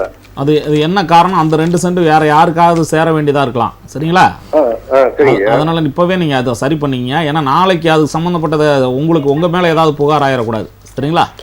நான் போய் அணுகும் போது எஃப்எம்பில அப்படி இருக்கு, அதனால அப்படிதான் வரும் அப்படின்றாங்க. இல்ல ஒன்றும் இல்லை, உங்களுடைய பத்திரப்படி அது நமக்கு தேவையில்லை, நமக்கு சேர வேண்டியது இல்லைன்னு சொல்லிட்டீங்கன்னா நீங்களே போயிட்டு கலெக்டர் ஆஃபீஸில் ஒரு மனுவா கொடுங்க, அதை சரி பண்ணி கொடுத்துருவோம். ஐயா நீங்க தஞ்சை தானே? தஞ்சை மாவட்டம் தானே? மாவட்டம். ஆமாம்மா. ஓகேங்க ஐயா. ஓகேங்க ஐயா. தஞ்சை மாவட்டத்தில் வரக்கூடிய திங்கட்கிழமை மனுநீதி நாளில் ஒரு மனுவா கொடுங்கய்யா. அதில் வந்து உங்களுக்கு அரசு சார்பிலே இல்லை, உங்களுக்கு ஏற்கனவே அந்த எஃப்எம்பியில் உங்களுக்கு அந்த 2 சென்ட்டுங்களா? அது 2 சென்ட் உங்களுக்கு உரியதுன்னு அவங்கள முடிவு பண்ணி கொடுத்துட்டாங்கன்னா அதுக்கு பிறகு ஃபியூச்சரில் உங்களுக்கு பிரச்சனை இருக்காது. அதனால நீங்க அதை ஒரு மனுவா கொடுத்துருங்க, இருக்கிற விஷயத்தை அப்படியே மென்ஷன் பண்ணி கொடுங்க. சரிங்க. நன்றி. நன்றி. ஓகேங்க, நிகழ்ச்சிக்கு அழைத்தமைக்கு நன்றி. மணி கங்காதரன் சார், இப்போ வந்து உயில் குறித்து நிறைய மக்களுக்கு வந்து சந்தேகம் அதிகமாகவே இருக்குது, அது குறித்து விளக்கி சொல்லுங்கள். நம்ம புகார் பெட்டி கூட கடிதம் ஒன்று வந்துருக்கு சார். புவனேஸ்வரின்னு எழுதியிருக்காங்க, மயிலாடுதுறையிலேருந்து எழுதியிருக்காங்க. ஓகே ஜெயராம். அவங்க என்ன ஒரு உயில் அவங்களுக்கு என்ன டவுட் வருதுன்னா, அவங்க மாமனார் ஒரு உயில் எழுதுறாரு, அதில் 3 பசங்க எழுதுறாங்க. அந்த 3 பசங்களுக்கு சொத்தை பிரித்து எழுதுறாரு. கார்டியனா அவங்க ஹஸ்பண்டே போடுறாரு. Okay sir. அப்போது அதில் ஒரு குழந்தை இறந்து போச்சு. அப்போது கார்டியனாக இருக்குது அவங்க ஹஸ்பண்டு. இப்போ இவங்களே வந்து அதை இறந்த சர்டிஃபிகேட்டு, அவங்க ஃபாதரின்ல இறந்த சர்டிஃபிகேட்டு, இந்த குழந்தை இறந்த சர்டிஃபிகேட்டை வச்சு இவங்களுக்குள்ளேயே அந்த சொத்தை பிரிச்சுக்கலாம். அதனால வந்து எந்த ஒரு இதுவும் கிடையாது. அதனால வந்து அவங்களுக்கு ரைட்ஸ் உண்டு. சரிங்க சார். அதனால வந்து நீங்கள் பிரிச்சுக்கிட்டு நீங்கள் செட்டில்மெண்ட்டாவோ வேறு ஏதோ எழுதிக்கலாம். அப்போ ஒன்றும் எதுவும் பிரச்சனை கிடையாது. ஓகே சார், நன்றி சார். அடுத்து ஒரு கடிதம் வந்திருக்கு, ஜெயலட்சுமிங்கிறவங்க அனுப்பியிருக்காங்க. எங்கன்னு பார்த்தீங்கன்னா சாத்தான் குளத்துலேருந்து. அவங்க என்ன நோக்கத்துக்காகன்னு பார்த்தீங்கன்னா, போக்குவரத்து துறையில் கருணை அடிப்படையில் பணி வேண்டும் அப்படின்னு கேட்டிருக்காங்க. போக்குவரத்து துறையில் வாரிசு அடிப்படையிலான வேலை வேண்டி கடந்த 10 ஆண்டுகளாக போராடி வருகிறோம். இத்துடன் தூத்துக்குடி மாவட்ட ஆட்சித்தலைவருக்கு அனுப்பிய கடித நகல் வந்து இதோட இணைச்சிருக்காங்க. அது மட்டும் இல்லாமல் எங்களுக்கு நியாயமான முறையில் கிடைக்க வேண்டிய வேலையை சிலர் தங்களது அதிகார துஷ்பிரயோகத்தால் தடுத்து நிறுத்தி வைக்கின்றனர். எனவே எங்களது புகாரை விசாரிக்க தக்க நடவடிக்கை எடுத்து எனது மகளுக்கு நியாயமான முறையில் அரசு வேலை வழங்க வேண்டும் என அவங்க கோரிக்கை வச்சிருக்காங்க சார். இது குறித்து நீங்கள் சொல்லுங்கள் சார். ஏன்னா நிறைய பேர்த்தோட இது வந்து பெண்டிங்ல இருக்குன்னு சொல்லியிருக்காங்க. அதாவது என்னன்னா, கருணை அடிப்படையிலான இந்த பணி என்பது நம்முடைய தமிழ்நாடு அரசில் அந்த பணியை ஆற்றக்கூடிய அனைத்து துறைகளிலும் இருக்கக்கூடிய ஒரு இது குறித்து நிறைய அழைப்பாளர் வந்து அவங்களோட பேசுறாங்க. ஆனால் இப்போ சமீப காலங்களில் இப்போ சமீபத்தில் 2021 பிறகு திமுக ஆட்சி அமைந்தது பிறகு கருணை அடிப்படையிலான வேலைகளை வந்து துரிதமாக அந்த அப்பாயின்மெண்ட் கொடுக்கல அப்படிங்கிற ஒரு குறைகள் இருக்குது. சரிங்க சார். அது குறித்து பல்வேறு புகார்கள் நமக்கு வந்திருக்கு. இந்த போக்குவரத்து துறையில் ஏற்கனவே பணியாற்றி இந்த மாதிரி அவங்களுடைய பணிக்காலத்தில் இறந்தவங்களுக்கு கருணை அடிப்படையில் கொடுக்கலாங்கிறது ரூல்ஸ் இருக்குது. இந்த புகாரின் அடிப்படையில் அவர்களுடைய அந்த கருத்துக்களை சொல்லியிருக்காங்கன்னு பார்த்துட்டு நம்ம நிகழ்ச்சி முடிஞ்சோடனே கூட தொடர்பு கொள்ளலாம். கண்டிப்பாக அவர்களுக்கு அது வாய்ப்புகள் இருக்கும் பட்சத்தில் அதற்கானதை நம்ம நிறைவேற்றோம். ஓகே சார், தகவலுக்கு நன்றி சார். மற்றொரு கேள்வி சார், இப்போ வந்து பிறப்பு சான்றிதழ் இறப்பு சான்றிதழில் வந்து பெயர் மாறி இருக்கிறது குறித்து நிறைய பேர் கேட்டுட்டு இருக்காங்க. நிறைய பேர்த்துக்கு யார் அணுகணும் அப்படிங்கிறதே இன்னும் தெரியாமல் இருக்குது. அது குறித்து தெளிவான விளக்கங்களை கொடுங்க சார். இல்லை ஒன்றும் இல்லை, நம்மளுடைய நிகழ்ச்சி கூட உங்களுக்கு தெரிஞ்சிருக்கும். பத்மாவதி அப்படிங்கிற ஒரு புகார் வந்து கொடுத்துருக்காங்க. ஓகே வந்து பார்த்தீங்கன்னா, சென்னையில் வசிக்கும் போது குழந்தைகள் பிறந்திருக்காங்க. சரிங்க. 2 குழந்தைங்க. முதல் குழந்தைக்கு வந்து தாய் பேர்லையுமே ஒரு தாய் பேர் வந்து பத்மாவதி அப்படிங்கிற பேரை வந்து பத்மான்னு கொடுத்துருக்காங்க. Okay sir. தந்தையார் பெயரை வந்து பார்த்தீங்கன்னா, அவங்க தந்தையாருடைய பேர், அந்த குழந்தையோட தந்தையார் பேர் மாணிக்கங்கிறதுக்கு பதிலாக இந்த லேடி இருக்காங்க இல்லையா பத்மாவதி, இவங்களுடைய தந்தையார் பேரை குறிப்பிட்டிருக்காங்க. ஓகே, மாறி இருக்கு. முனுசாமிங்கிற பேர். இதெல்லாம் வந்து பார்த்தீங்கன்னா 2வது குழந்தைக்கு மிக சரியாக இருக்குது. முதல் குழந்தைக்கு இந்த பிரச்சனை. இது மாதிரியான பிறப்பு சான்றிதழில் இந்த இது பார்த்திங்கன்னா உங்களுக்கு பதிவு செய்தது பிறகு இப்போ ஹாஸ்பிட்டலில் இருக்கும்போது பார்த்தீங்கன்னா அங்கே இருக்கக்கூடிய மாநகராட்சி அலுவலகத்துக்கு கொடுத்துருப்பாங்க. ஓகே. அது 1 வார காலத்தில் வந்து அந்த பதிவை நீங்கள் போய் ஒரு தடவை சரி பார்க்கணும். இந்த பேர் தான் இருக்குதா, வேறு ஏதாவது சேஞ்சஸ் இருக்கான்னு அப்போவே மாற்றி கொடுத்துட்டா நமக்கு எளிதானது. இல்லைன்னா நம்ம வந்து கார்ப்பரேஷனில் இது குறித்து முன்னாடி வந்து இதற்கான நீதிமன்றத்தில் உடனே கார்ப்பரேஷன் கோர்ட்டில் போட்டு மாற்றிக்க முடியும். இப்போ தாலுகா ஆஃபீஸ்லேயும் குறிப்பாக அங்கே இருக்கக்கூடிய அதிகாரிகள் மட்டத்தில் தான் இதை நம்ம புகாராக கொடுத்து தான் செய்யணும். இவங்களுக்கும் அதற்குரிய நம்ம ஆலோசனைகளை கொடுப்போம். இருந்தாலும் கூட இது மாதிரியான ஆரம்ப கட்டத்திலேயே பிறப்பு சான்றிதழோ மற்ற எல்லா சான்றிதழ்களையும் வருவாய்த்துறை மற்றும் மாநகராட்சி வழங்க, அதாவது முதல்ல போய் எந்த அலுவலகத்தை அணுகணும் அப்படிங்கிற அந்த அலுவலகத்திலேயே போய் சரி பண்ணிக்கிட்டோம் சார். இல்லை யூனியன் ஆஃபீஸா இல்லை தாலுகா ஆஃபீஸா? இந்த சென்னையை பொறுத்தவரைக்கும், சென்னை சிட்டியை பொறுத்தவரைக்கும் உங்கள் கார்பரேஷன் இருக்கக்கூடிய மண்டல அலுவலகங்கள். Okay sir. மற்ற மாவட்டங்கள் மற்றங்கள்ல நம்ம தாலுகா ஆஃபீஸ். Okay sir. அதற்கானது இருக்குது. அதாவது ஊராட்சி பகுதியெல்லாம் அந்தந்த தாலுகா பகுதியிலும் மாநகராட்சி தனியான அதிகாரிகள் இருக்காங்க. யார் இருக்காங்க? இதற்காகவே தனியாக வந்து பிறப்பு மற்றும் இறப்பு பதிவுகளை பண்ணக்கூடிய அதிகாரிகளை தான் நம்ம அவங்களுடைய கோரிக்கைகளை ஏற்று அதற்குரிய வகையில் நம்ம ரெட்டிஃபை பண்ணிக்கலாம். பொதுவாக இது போன்ற சான்றிதழ்களை வாங்கும் போதே சரியாக பார்த்து வாங்கிட்டோம்னா நல்லது. Okay sir, thank you. நன்றி சார். வணக்கம், ராஜ்விஷன் புகார்பேட் நிகழ்ச்சி. உங்கள் பேர் சொல்லுங்க. திருமுருகன் சார். திருமுருகன், எங்கேருந்து கால் பண்ணுறீங்க? கடலூர் மாவட்டம், சிதம்பரம். என்ன புகாருங்க ஐயா? வீடு வந்து நாங்கள் இப்போ வந்து ஒரு 60 சென்ட் இடம் இருக்கு மேடம் வீடு. சரிங்க ஐயா. அது வந்து எங்க தாத்தா பேர்ல இருக்கு சார். எங்க தாத்தா வந்து வேற ஒருத்தவங்கள்ட்ட இருந்து வாங்கியிருந்தாங்க. சரிங்க ஐயா. அவங்க வந்து வாங்கி ரிஜிஸ்டர் பண்ணி மறுபடியும் பத்திரத்தை வாங்கல, அவங்களும் இறந்துட்டாங்க. ஓகேங்க ஐயா. எங்க அப்பாவும் அந்த பத்திரத்தை வாங்கல சார், எங்க அப்பாவும் இறந்துட்டாங்க. சரிங்க ஐயா. இப்ப நாங்க வந்து அடுத்தது 3வது தலைமுறை நாங்க வீடு கட்டணும் அப்படின்னு நாங்க 2 பேர் பசங்க வீடு கட்டணும் அப்படிங்கும் போது வீட்டை பார்த்தா இடம் இருக்கு, பத்திரம் இல்ல. பத்திரம் கேட்க போனாக்கா உங்க பேர்ல பத்திரமே இல்ல, உங்க தாத்தா பேர்லயும் இல்ல, வேற ஒருத்தவங்க பேர்ல இருக்கு, இப்ப புதுசா வாங்கணும்னாக்கா மனு கொடுங்க அப்படின்றாங்க. மனுவும் கொடுத்தாச்சு சார். மனு கொடுத்து 1 வருஷம் ஆயிடுச்சு, இன்ன வரலாம் எந்த ஒரு நடவடிக்கையும் எடுக்கல, எதுவுமே செய்யல. நாங்க அலைஞ்சதுதான் வேஸ்டா போச்சு சார். ஈசி 50 வருஷத்துக்கு ஈசி எடுக்க சொன்னாங்க, ஈஸியும் எடுத்து வச்சிருக்கோம் sir. Manual EC, current EC 2 எடுத்து வச்சிருக்கோம். சரிங்க ஐயா. ஓகே, நீங்க அடுத்து என்ன பண்ணணுங்கிறதுக்கான தீர்வுக்கான வழிகளை நம்முடைய மணி கங்காதரன் அவர்கள் வழங்குவார். ஐயா வணக்கம். வணக்கம் சார். இப்போ ஈசி போட்டீங்களா, தாத்தா பேர் வந்துச்சா? எங்க தாத்தா பேர்ல வந்து கொஞ்சம் தான் சார் இருக்கு. ஒரு 30 சென்ட் தான் எங்க தாத்தா பேர்ல இருக்குங்க. மீதி வந்து எங்க தாத்தா இன்னொருத்தவங்கள்ட்ட வாங்கினாங்க பாருங்க. ஆமா, அவங்க பேர்ல தான் இருக்கு, இன்னும் எங்க பேருக்கு எங்க தாத்தா பேருக்கு மாறலீங்க. இப்போ அந்த டாக்குமெண்ட் நீங்க அந்த ஈசில வந்து டாக்குமெண்ட் வந்து எத்தனை டாக்குமெண்ட் பண்ணிருக்காருன்னு பாருங்க. டாக்குமெண்ட் வந்து 2 டாக்குமெண்டா இருக்குங்க சார். அதுல ஒரு டாக்குமெண்ட் எவ்வளவு இருக்கு சொத்து? ஒரு டாக்குமெண்ட் 30 சென்ட் இருக்கு, இன்னொரு டாக்குமெண்ட்ல 30 சென்ட் இருக்கு சார். 60 சென்ட் இருக்கு. 60 இருக்கு சார். ஓகே, நீங்க என்ன குறையுதுன்றீங்க? அது இடம் கரெக்டா இருக்கு சார். அதுக்கு உண்டான டாக்குமெண்ட் பத்திரம் எங்க பேர்ல இல்ல சார். இல்ல ஒண்ணு இல்ல, நீங்க சிஏ காப்பி அப்ளிகேஷன் போடுங்க. அந்த டாக்குமெண்ட் நம்பர் அதுல வந்திருக்க பாருங்க. ஈசி போட்டீங்களா? அதுல இருக்கு சார், எல்லாமே தெளிவா இருக்கு. நீங்க சிஏ போட்டு எடுங்க. அத சிஏ போட்டு எடுத்துட்டு இப்போ நீங்க உங்களுக்கு அது தேவையில்லை. இப்போ உங்களுக்கு சப்போஸ் அதுல இல்ல மிஸ்ஸிங் ஆயிடுச்சுன்னா அதை பத்தி நீங்க யோசிக்காதீங்க. நீங்க சிஏ போட்டு எடுத்துருங்க. எடுத்துட்டு நீங்க வந்து இப்போ நீங்க யார் யார் வாரிசு? இப்ப நானே, எங்க அண்ணன், எங்க சித்தப்பா 3 பேர் இருக்கோம். 3 பேர் இருக்கீங்களா? ஆமா சார். இப்போ உங்க தாத்தாக்கு அந்த உங்க அப்பாவும் சித்தப்பாவும் 2 பேரும் தம்பிங்க. ஆமா சார். நீங்க வந்து அதுல என்ன பண்ணீங்க, நீங்க உங்களுக்குள்ள அந்த பார்ட்டிஷன் பண்ணிக்கங்க. Okay sir. பாகப்பிரிவினை பண்ணிக்கணும். அதுக்கப்புறம் டாக்குமெண்ட் கிரியேட் பண்ணுங்க. ஐயா கேக்குதா? கேக்குதுங்க சார். நீங்க நாங்க எங்களுக்கு வந்து பத்திரம் மிஸ்ஸிங்னு நாங்க வந்து கம்ப்ளைண்ட் பண்ண போலீஸ் ஸ்டேஷனுக்கு போனோம் சார். சரி. போலீஸ் ஸ்டேஷனுக்கு போனதுக்கு அவங்க வந்து ஒரு 6 லிஸ்ட் கொடுத்துருக்காங்க. ஆதார் கார்டு ஜெராக்ஸ், விளம்பரத்துல காணா போயிடுச்சுன்னு பதிவு பண்ணிட்டு வந்து விவோ கிட்ட ஒரு சர்டிபிகேட் வாங்கிட்டு வான்னு அவங்க ஒரு இது கொடுத்துருந்தாங்க சார். விவோ கிட்ட நாங்க சர்டிபிகேட் வாங்க போனாக்க விவோ என்ன சொல்றாங்க, உங்க பேர்ல இல்ல இடம், உங்க பேர்ல 30 சென்ட் தான் இருக்கு, 30 சென்ட் வேற ஒருத்தவங்க பேர்ல இருக்கு. ஆனா இத்தனை வருஷமா நாங்க தான் சார். இல்ல இல்ல, இப்போ நீங்க 2 டாக்குமெண்ட் ஆகியது நீங்களே சொல்றீங்க. ஆமா சார். ஒரு டாக்குமெண்ட் 30 சென்ட் 1 சென்ட் டாக்குமெண்ட், அதுல 2 நம்பர் வந்திருக்கும். ஆமா சார். நீங்க 2 டாக்குமெண்ட் நம்பர் வந்திருக்கும். நீங்க சார் இதுல போய் நீங்க வந்து நாட் ட்ரேசபிள் சர்டிபிகேட் வாங்க வேண்டிய அவசியம் கிடையாது. சரியா? நீங்க வந்து இந்த சிஏ போட்டு இது பத்திரம் வாங்கிட்டு உங்களுக்கு 2 பேர்ல பாகப்பிரிவினை பண்ணுங்க. உங்களுக்கு உங்க சித்தப்பாக்கு, உங்க அப்பாவுக்கு, உங்க சித்தப்பாக்கு பாகப்பிரிவினை பண்ணுங்க. பாகப்பிரிவினை பண்ணி அந்த பாகப்பிரிவினை டாக்குமெண்ட் கிரியேட் ஆகும். அந்த டாக்குமெண்ட் வச்சு உங்க பேர்ல பட்டா மாத்தின்னு போங்க. Okay sir. எங்க பேர்ல அவங்க பேர்ல பாகப்பிரிவினை பண்றது சர்வர் வந்து எழுதி கொடுக்க மாட்டாங்க சார். சரி, உங்களுக்கு நிகழ்ச்சி முடிஞ்சோன்னு தொடர்பு கொள்றேன் சார் நானு. சரிங்க சார். ஓகேங்க ஐயா, நிகழ்ச்சி கலந்தமை நன்றி. தொடர்ந்து நிகழ்ச்சியோட இணைந்திருங்கள். மற்றொரு கடிதத்தை பார்த்துருவோம் சார். எங்கன்னு பார்த்தீங்கன்னா ராமராஜ், வயது 52, விஜயராகபுரம், சென்னையிலேருந்து அந்த கடிதம் வந்திருக்கு. அவங்களோட பொருள் என்னென்னு பார்த்தீங்கன்னா, மேல்கண்ட விலாசத்தில் ஒரு சிறிய மளிகை கடை நடத்தி வருகிறேன். லைசன்ஸு, தொழில் வரி செலுத்தி வருகிறேன். இந்த ரோட்டில் 39 கடைகள் மொத்தம் இருக்காங்க. ஆனால் 136 டிவிஷன் மாநகராட்சி அதிகாரி என் கடைக்கு மட்டும் வந்து நீ எதுவும் வெளியில் வைக்கக்கூடாது அப்படின்னு சொல்லி மிரட்டுறாங்க. ஆனால் மற்ற எந்த கடைக்குமே போகிறதே இல்லை. இப்போ நான் என்ன பண்ணட்டும்னு அவங்க கேட்டிருக்காங்க. எந்த பகுதி? விஜயராகபுரம் சொல்லியிருக்காங்க. அதான் சென்னையில். வேலைச்சேரியா?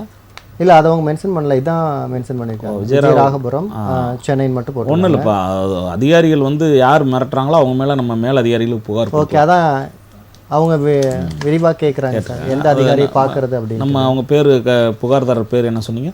ராமராஜ். ராமராஜுக்கு வந்து நம்ம நிகழ்ச்சி முடிஞ்சோன்னா இது சம்மந்தமாக விளக்கமாக கேட்டு அதற்குரிய நடவடிக்கைகள். ஓகே சார், நன்றி. நிகழ்ச்சி முடிஞ்சதுக்கப்புறம் ராமராஜ் அவர்கள் உங்களை தொடர்பு கொண்டு சரியான விளக்கங்கள் கொடுப்பாங்க. மணி கங்காதரன் சார், அந்த கிராம பகுதியிலலாம் பார்த்தீங்கன்னா ஒரு வீடும் இன்னொரு வீடும் கட்டுறதுக்கு இடையில வந்து அந்த 3 அடி இடைவேளை விட்டு கட்டுவாங்க. நிறைய இடத்துல பார்த்தீங்கன்னா இதுவே வந்து ஒரு பெரிய பிரச்சனையாகவே இருக்குது. அப்போ வந்து வீடு கட்டும்போது அந்த பகுதி மக்கள் வந்து அந்த வீட்டை நிலத்தை சார்ந்தவர்கள் என்னென்ன வழிமுறைகளை ஃபாலோ பண்ணணும் சார்? இல்லை இதில் வந்து நீங்கள் அப்ரூவ் போனால் 5 அடி தான் நீங்கள் 5 அடி, அதாவது இந்த மாதிரி நகரம் உள்ள பகுதியில் வந்து அலுவலர்லாம் அணுகணும்னு இருக்குது. கிராம பகுதியில் மோஸ்ட்லி அந்த மாதிரி யாரும் பண்ணுறதில்ல, அவங்க இடத்துல கட்டுறாங்க. ஆனால் பார்த்தீங்கன்னா பின்னாடி வந்து பெரிய பிரச்சனையாகவே ஆகுது. அதான் அப்போ கிராம பகுதியில் யாரெல்லாம் அதை அணுகணும்? ஊராட்சியில் தான் நம்ம அணுகணும். அந்த ஊராட்சி அந்த பிடிஓ ஆஃபீஸ் தான் அதை வந்து அணுகி அங்கே அதுக்கான டிடிசிபி அப்ரூவ்டுன்னு சொல்லுவாங்க. Okay sir. கிராமத்துக்கான அப்ரூவ்டை வாங்கிட்டு தான் அவங்க பண்ணணும். பட் அதில் வந்து இன்றைக்கி வந்து மெயினான பிரச்சனையே என்ன ஒரு பிரச்சனை வருதுன்னா, கிராமத்தில் இருக்கவங்க எல்லாருமே வந்து சென்னையில் பார்த்தினா ஓரளவுக்கு இப்போ எல்லாமே மாறிடுச்சு. பட்டா கிட்டலாம் அவங்க பேரில் மாற்றிக்கிறாங்க. இப்போ எல்லாம் இங்கே சின்னதாக இருக்கிறதுனால மாற்றிக்கிறாங்க. ஓகே. 400-300 ஸ்கொயர் ஃபீட் அங்கே போனால் 10 ஏக்கர் 5 ஏக்கரா இருக்கும். அவங்க தாத்தா பேர்லேயே இருக்கும், ஆயா பேர்லேயே இருக்கும். ஆனால் இவங்க பாட்டுன்னு நீ இந்த இடத்துக்கு நீங்கள் எடுத்துன்னு சொல்லி வாழியாக இது பண்ணுவாங்க. ஃபஸ்ட்டு அந்த இடத்துல என்னென்ன இருக்கோ, தாத்தா பேரில் இருக்குது, ஆயா பேரில் இருக்குது, முதல்ல வந்து நீங்கள் பாகப்பிரிவினை பண்ணி உங்கள் பேருக்கு கொண்டு வந்துடுங்க. சரிங்க சார். அதுதான் ஒரு சேஃப்டியானது. நாளைக்கு வந்து போய் கடைசியில் நேரத்தில் அலைஞ்சுன்னு இருக்க முடியாது. இப்போ ஏறக்குறைய நம்ம முன்னாடி ஒரு நபர் ஒருத்தர் கேட்டார், நம்ம நண்பர், ஏறக்குறைய தாத்தா பேரில் இருந்து எதுவுமே வாங்கல, டாக்குமெண்ட் தான். அப்போ என்னென்னா நீங்கள் வந்து நாளைக்கு வந்து தேர்ட் பர்சன் வந்து ஒரு கிரியேட் பண்ணானா டாக்குமெண்ட், அவன் வந்து உள்ளே வருவான். அப்போ அது அவனுக்கு அது வழிவகுக்கும்.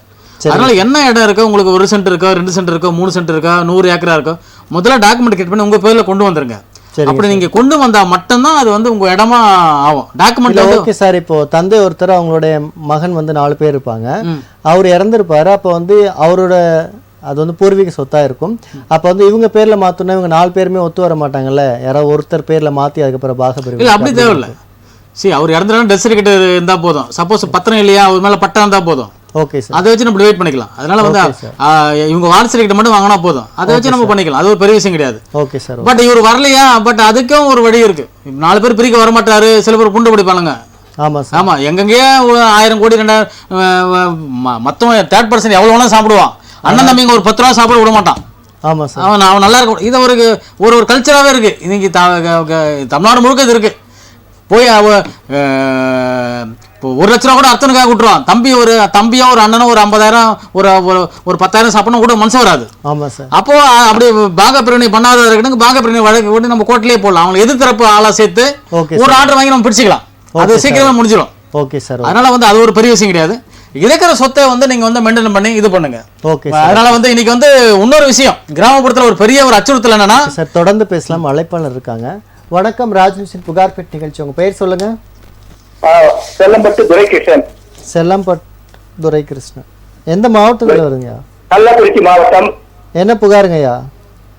ஐயா, பாகம் உள்ள கிணத்துல இன்ஜினும் மோட்டரோ வைக்கிறதுக்கு மற்றவங்க விட மாட்டேன்றாங்க. என் பேரு வந்துட்டு ஐயா கிரையசத்திரம் இருக்குது, வில்லக சான்றிதழ் இருக்குது. சரிங்க ஐயா.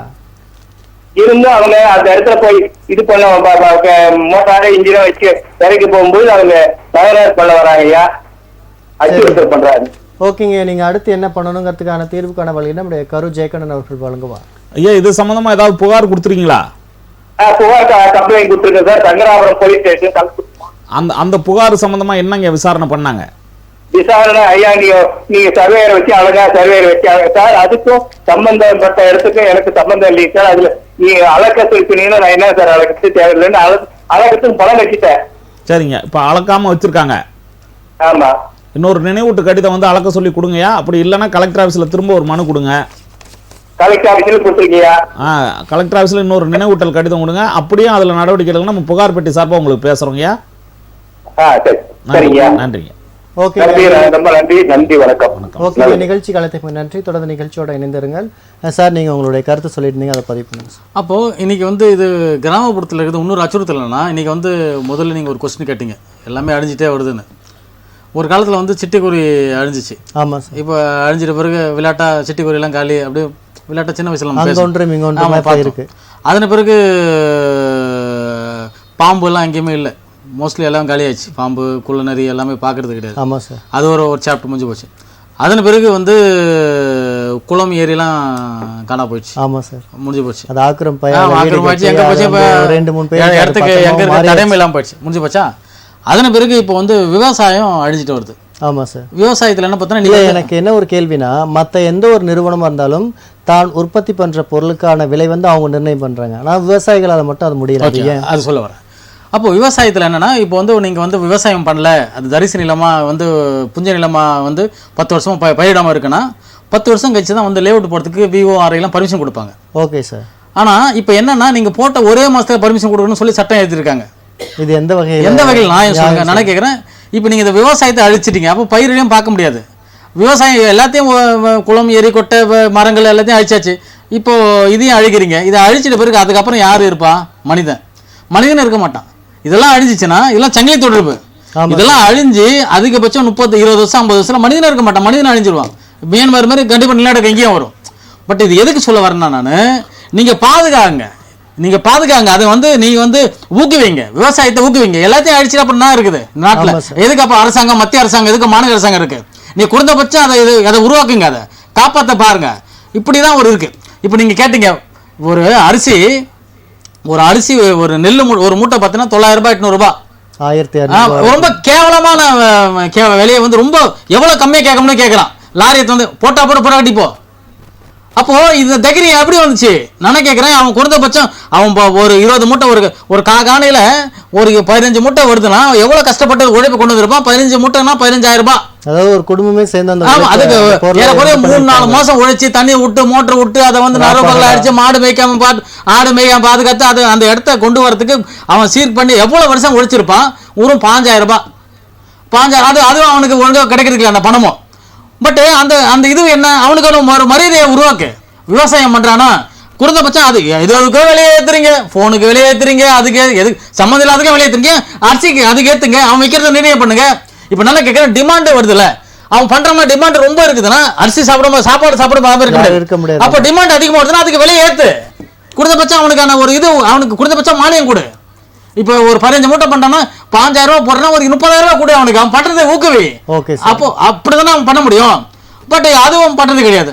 அப்போ எப்படி விவசாயம் வளரும்? அப்போ எப்படி சாப்பாடு எப்படி வளர முடியும்? அத்தை கடத்து போக முடியும். இப்போ இதே நிலைமை இருந்துச்சுன்னா மிகப்பெரிய ஒரு அடி விழும். இன்னைக்கு வந்து இன்னும் கொஞ்ச நேரத்தில் அரிசி யாரு பயிர் வைக்கிறானோ அவன் தான் சாப்பிட முடியும் அப்படின்னு சொல்ல வரும். இன்னைக்கு தண்ணி உங்களுடைய ஆதங்கெல்லாம் புரியுது. எல்லாமே காலி பண்ணி அப்புறம் என்ன இருக்குது? அழைப்பாளருக்கு அப்புறம் பேசலாம் சார். வணக்கம், ராஜ்நியூஸின் புகார்பேட் நிகழ்ச்சி. உங்க பெயர் சொல்லுங்க. வணக்கம் சார், நான் சாந்தி சேலத்திலிருந்து பேசுறேங்க சார். என்ன புகாருங்கம்மா? எங்க காட்டுக்கு கீழே வந்து கொஞ்சம் காலி நிலம் இருந்ததுங்க சார். சரிங்கம்மா. அந்த காலி நிலத்துல நாங்க தண்ணி பைப்போ கரண்டோ இந்த வழியா தான் கொண்டுட்டு போற மாதிரி இருக்கு. ஆனா அவங்க வந்துட்டு விடல. அதுக்கப்புறம் நாங்க மேப்ல போய் செக் பண்ணி பார்த்தா அது வந்து அரசு நத்த நிலம்னு வந்தது. சரிங்கம்மா.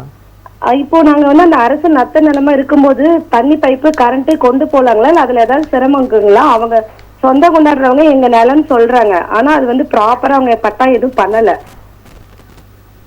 ஓகேம்மா, நீங்க அடுத்து என்ன பண்ணணுங்கிறதுக்கான வழிகளை நம்முடைய மணி கங்காதரன் அவர்கள் வழங்குவார். அம்மா ஒன்றும் இல்லைம்மா, நீங்கள் இபி லைன் கொடுக்கறதுக்கு அப்ளை பண்ணீங்களா? ஆமாங்க சார், அப்ளை பண்ணி நாங்க கம்ப வரைக்கும் கொண்டு வந்துட்டோங்க சார். சரி, கம்ப வரைக்கும் கொண்டு வந்துட்டு கம்பத்துல இருந்து வீட்டுக்கு சர்வீஸ்க்காக நாங்க எல்லாம் ரெடி பண்ணோம். இபி ஆபீஸ்ல இருந்து அவரும் வந்து பேசினாரு, விடுங்கம்மா இந்த பொண்ணு குழந்தைங்க எல்லாம் வச்சுட்டு கஷ்டப்படுது விடுங்கன்னு சொன்னாங்க. ஆனா அவங்க ஒத்துக்கவே மாட்டேன்ட்டாங்க. அதுக்கப்புறம் நாங்க மேப் எல்லாம் எடுத்து செக் பண்ணி பார்க்கும்போது அந்த நிலம் ஃபுல்லாவே அரசு நட்ட நிலம் வந்ததுங்க சார். நாங்க வந்து அவங்க கிட்ட இது எதுவும் தெரியப்படுத்தல. இந்த அரசு நட்ட நிலமா இருக்கும்போது இப்போ நாங்க வந்து இபி கனெக்ஷனோ தண்ணி பைப்போ இன்னும் கொண்டு போகல. இப்ப அப்ளை பண்ணா எங்களுக்கு அது கிடைக்குங்களா? ஆமா, நீங்க அது கிராம நத்தமா இருந்துச்சுன்னா சப்போஸ் அவங்க எதனா அந்த வரி எதனா கட்டிருக்காங்களா பார்க்கணும். எதுவும் இல்ல சார். இப்போ வீடு எதனா கட்டிருக்காங்களா? இல்ல சார், வெறும் காலி நிலம் தான் இருக்கு. காலி மணியா இருந்தா வந்து கிராமத்துல வைக்க போற எதனா போட்டிருப்பாங்க. எதுவும் இல்ல சார். எதுவும் இல்ல. நாங்க தான் தடப்பாதியா போயிட்டு இருக்கோம். சரி, ஓகே. அப்போ உங்களுக்கு ஃப்ரண்ட்ல எதுவுமே இல்ல. பட் அவங்க வந்து உங்க ஃப்ரண்ட்ல இருக்க இடம் வந்து அவங்களுதுன்னு சொல்றாங்க. ஆமா, அவங்க வந்து எங்க அக்கா வீட்டு நிலம், என் தம்பி வீட்டு நிலம், இதுல இருந்து நீங்க எடுத்துட்டு போக கூடாது அப்படிங்கிறாங்க. நாங்க செக் பண்ணி பார்த்ததுல அரசு நட்ட நிலம் வந்துருச்சு. நாங்க வந்து அவங்க கிட்ட நாங்க இன்னும் எதுவும் தெரியப்படுத்தல. ஓகேம்மா, நீங்க இந்த எஃப்எம்பி வச்சுங்க. சரிங்க. எஃப்எம்பி வச்சு வந்து மின்சார ஏஐக்கு நீங்க வந்து நீங்க அப்ளை திருப்பி அவர் வராத முதல்ல வந்துட்டு போயிட்டாங்களே. ஆமாங்க சார். நீங்க திருப்பி அதை எஃப்எம்பியை காட்டுங்க. சரிங்க சார். கனெக்ஷன் கண்டிப்பா கொடுப்பாங்க. பட்டா இடத்துக்கு தான் ஒருத்தர் அப்ஜெக்ஷன் தெரிவிக்க முடியும். ஓகேங்க சார். நான் பட்டாவோ அதை புறமோ கெடுக்கும் வந்து நான் வரி கட்டியிருந்தா அப்ஜெக்ஷன் தெரிவிக்கலாம். நான் எதுவுமே கட்டல எதுவுமே பண்ணல அப்படின்னா அதை அப்ஜெக்ஷன் பண்ண முடியாது. சரிங்க சார். ஓகேம்மா. ஓகேங்கம்மா, நிகழ்ச்சி காலத்திற்கு நன்றி. தொடர்ந்து நிகழ்ச்சியோட இணைந்திருங்க சார். நம்ம கடிதம் ஒன்று பார்த்துடலாம். சி ரங்கநாயகிங்கிறவங்க அனுப்பியிருக்காங்க. அவங்களுடைய பொருள் என்னன்னு பார்த்தீங்கன்னா, என் கணவர் பணியில் இருக்கும்போது 9/4/1996 சிறுநீரகம் செயல் இழந்து மரணம் அடைந்தார். அதனைத் தொடர்ந்து கருணை அடிப்படையில் பணியில் அமர்த்தப்பட்டேன். அப்போது எனது வயது 45. 19/1/2000 அன்று இளநிலை உதவியாளராக ராஜீவ் காந்தி அரசு மருத்துவமனையில் பணியில் இணைந்து செவ்வனே பணியாற்றி வந்தேன். நான் பணியிலிருந்து 10 ஆண்டுகளுக்கு பிறகு 19/3/2010 அன்று வந்து பணி நிரந்தரம் பண்ணியிருக்காங்க. அவங்களுக்கு 14 ஆண்டுகள் பணிபுரிந்தும் அன்று ஊதிய உயர்வின்றி பணியில் சேர்ந்த பணியில் சேரப்ப என்ன ஊதியமோ அதை தான் வந்து கொடுத்துருந்துருக்காங்க. 31/7/2013 ஆண்டு வரை பெற்று எனது 58 வயதில் வந்து ஓய்வு பெற்றேன் இருக்காங்க. நான் ஓய்வு பெறுவதற்கு முன்பு 14 ஆண்டுகள் பணியாற்றிய போது எனது பணி நியமனத்தை உடனடியாக பணி வரையறை செய்து தரும்படி ஒவ்வொரு ஆண்டும் வழங்க வேண்டிய ஆண்டு ஊதிய உயர்வு வழங்குமாறு கோரி வந்தேன். கடைசியில் எனது பணியை 27/4/2013 ஆண்டு தான் 13 ஆண்டுகளுக்கு பிறகு பணி வரைமுறை செய்யப்பட்டுன்னு சொல்லியிருக்காங்க. இந்த காலதாமதத்திற்கு நான் பொறுப்பல்ல. 20/6/2013 அன்று பணி வரைமுறை செய்யப்பட்ட பின் 3 மாதங்கள் மட்டும்தான் வந்து அவங்க அந்த ஊதிய உயர்வு வாங்கியிருக்காங்க. அதுக்கப்புறம் பார்த்தீங்கன்னா 13/9/2011 முதல் 11/11/2011 முடிய 178வது திரும்பி வந்து பவானி சாகர் அலுவலக பயிற்சி நிலையத்தில் பயிற்சி பெறுவதற்காக வந்து 56 வயதில் திரும்பி அனுப்பியிருக்காங்க. அதுக்கப்புறம் பணி ஓய்வு ஆகிட்டாங்க. இனிமேல் அவங்க என்ன வச்சுருக்காங்கன்னா, 14 வருடம் பணிபுரிந்த எனக்கு எந்த பண பயனும் இல்லை, ஊதிய உயர்வு உள்ள தேர்வு நிலையில் ஊதிய உயர்வு மற்றும் விடுப்புகள் போன்ற எல்லாமே தடை செய்யப்பட்டிருக்கின்றாங்க. அடுத்து அவங்க என்ன பண்ணணுங்கிறது குறித்து விரிவாக சொல்லுங்கள் சார். ஒன்றும் இல்லை, ஒரு குறிப்பிட்ட இப்போ இதுவே உங்களுக்கு நமக்கு 2வது கடிதம் இந்த நம்ம இன்றைய நிகழ்ச்சியிலேயே. அது என்ன நினைக்கிறாங்கன்னா, கருணை அடிப்படையில் பணிபுரியக்கூடிய அந்த வேலையை வந்து அரசு அலுவலர்கள் ஏற்கனவே அந்த அரசு துறையில் பணியாற்றிய காரணத்தால் கொடுக்கப்படுவதை தவிர இந்த கருணை அடிப்படையிலான பணியை கொண்டு வந்தது முத்தமிழறிஞர் கலைஞர் அவர்கள். அவர்களுடைய தொடர்ச்சியாக நடைபெறக்கூடிய இந்த ஆட்சியில் வந்து இது போன்ற தவறுகள் நடக்கக்கூடாது. இன்னொரு செய்தி என்னென்னா, ஆட்சியை பொறுத்தவரை யார் வேணால் இருந்துட்டு போட்டோம், கருணை அடிப்படையில் உள்ளவர்களை வந்து நம்ம ஏதோ ஒரு சலுகையாவோ இல்லை ஏதோ அவங்களுக்கு வந்து கொஞ்சம் கூடுதலாக ஏதோ அவங்களுக்கு ரொம்ப ஏழ்மையான குடும்பத்தை சேர்ந்தவன், என்னோட 3 பிள்ளைகளுக்கு வந்து படிப்பு செலவு இருக்குது, வீட்டு வாடகை. இந்த குறிப்பிட்ட நபருக்கு வந்து கண்டிப்பாக அவருக்குரிய அந்த உரிய தொகை கிடைக்கும். இவருக்கு வந்து நம்ம எந்த மாவட்டம் சொல்லியிருக்காங்க, அவங்க ஒர்க் பண்ணது வந்து சென்னையில் ஒர்க் பண்ணுறதா சொல்லியிருக்காங்க. குன்றத்தூர் அட்ரஸ் கொடுத்துருக்காங்க. சென்னையில் இருக்கும்போது நம்ம சென்னை உயர்நீதிமன்றத்திலே இது தொடர்பான வழக்கு போட்டு அவருக்கு உரிய தொகையை கிடைப்பதற்கான வாய்ப்பு. Okay sir, okay sir. மற்றொன்று இந்த மாதிரி நீங்கள் சொன்னீங்க, அந்த பெயர் மாற்றம் அந்த இதெல்லாம் நிறைய பிழைகள் இருக்குங்கிறப்போ எப்படியும் வந்து மருத்துவமனையில் குழந்தை பிறந்தாலும் சரி எல்லாமே வந்து அவங்களுடைய விவரங்கள் எல்லாமே கொடுத்துருப்பாங்க. அப்படியும் இருந்து இந்த மாதிரி பிழைகள் உருவாகிறதுக்கு காரணம் அதிகாரிகள். அது என்னன்னா, இப்போ அந்த நம்ம அந்த குறிப்பிட்ட அதிகாரிகள் வரும்போதோ இல்லை அங்கே உள்ள செவிலியர்கள் கேட்கும்போது அது இப்போ குறிப்பிட்ட பேரை குறிப்பிட்டு சொல்கிறவங்க வந்து ஒரு படித்தவங்களா இருந்தாங்கன்னா கரெக்டாக ஸ்பெல்லிங்கோட சொல்லுவாங்க. இல்லை படிக்காத நபர்கள் வந்து பண்ணும்போது அது தவறு நடந்துடும். இன்னொன்று கொஞ்சம் வந்து இது மட்டுமே இல்லை, பட்டாள பெயர் மாறுதல் ரொம்ப அதிகமா. ஏன்னா 2 இடம் பக்கத்துல இருந்தாலும் நமக்கு பிரச்சனை என்ன, தமிழ் ஆங்கிலம் 2லயும் வரணும்.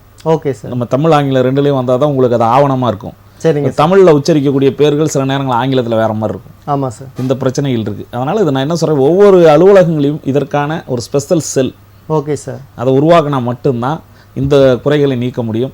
இது அந்தந்த உங்களுக்கு ஒரு வட்டார அடிப்படையில் அங்கேயே சரி பண்ணிக்கிறது நல்லது. ஓகே சார், தகவலுக்கு நன்றி சார். மணிகங்கதர் சார், அது வந்து நீங்கள் விவசாயிகள் பற்றி நிறையா பேசிகிட்டு இருந்தீங்க. இப்போ அவங்களுடைய உற்பத்தியான பொருளுக்கு வந்து அவங்களே விலை நிர்ணயம் செய்யறதுக்கான வழிவகை இருக்குங்களா சார்? வழிவகை வந்து நம்ம வழிவகை வந்து வைக்கலாம். இப்போ என்னென்னா, நீங்கள் வந்து இன்றைக்கி வந்து எல்லாருமே அவன் பொருளை விலை ஏற்றிட்டே போகிறானே. ஆமாம் சார். ஆமாம், அவன் நான் கேட்டேன், நான் உற்பத்தி பண்ணுறேன்றான். ஆமாம். பட் இதை வந்து ஏன் அப்படி இல்லை, அது நீங்கள் சட்டமாக இயக்கணும். அப்போ விவசாயத்தை பாதுகாக்கணும்னா நீங்கள் விவசாயியை பாதுகாக்கணும். இப்போ அவனுக்கு மானியமாக என்னென்ன கொடுக்க முடியுமோ அது தரணும். அவன் பயிரை விளைவிக்கிறானாலும் சரி, அவன் ஒரு இஎம்ஐயில் பொருள் வாங்கினாலும் சரி, அவனால் மாதம் கட்ட முடியாது. அவங்களும் 6 மாதத்துக்கு ஒரு வாட்டி தான் அறுவடை பண்ணுவாங்க.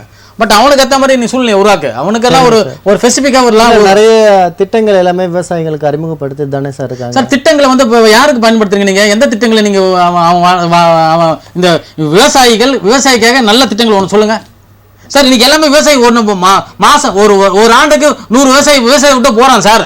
அப்போ என்ன திட்டத்தை நீ உருவாக்கிட்ட? நீ மத்திய அரசையும் கேட்குறேன், மாநில அரசையும் கேட்குறேன். ஒரு விவசாயத்தை பட்டு லேஅவுட்டு எங்கே பார்த்தாலும் லேஅவுட்டு, திருவள்ளூர், காஞ்சிபுரம், சென்னை எல்லாம் முடிச்சிட்டிங்க. இப்போ வந்து திண்டிவனம், விழுப்புரம், திருச்சி, மதுரை எல்லாமே முடிய போகுது. இன்னொரு 10 ஆண்டுகள் விவசாயத்துக்கு இடமே இருக்க போறதில்ல. அப்புறம் என்ன, நீ விவசாயத்தை ஊக்குவிச்சானா விற்கலாம் தான். நீ இடத்தெல்லாம் காலி பண்ணிட்டு அப்புறம் என்ன இருக்குது?